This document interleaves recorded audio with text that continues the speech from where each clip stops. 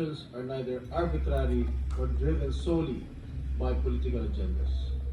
Mr. Presiding Officer, after hearing the positions articulated by some of our colleagues, I too am convinced that the matter of the impeachment complaint should be remanded to the House of Representatives.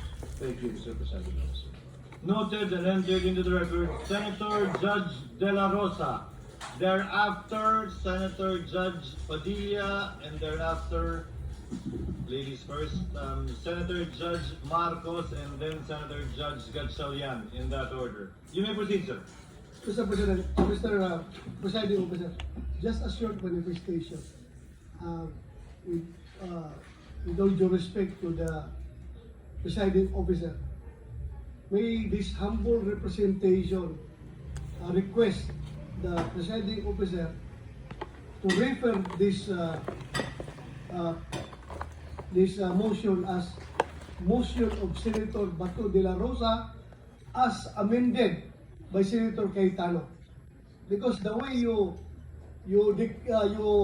say that, Mr. President, is this is the proposal.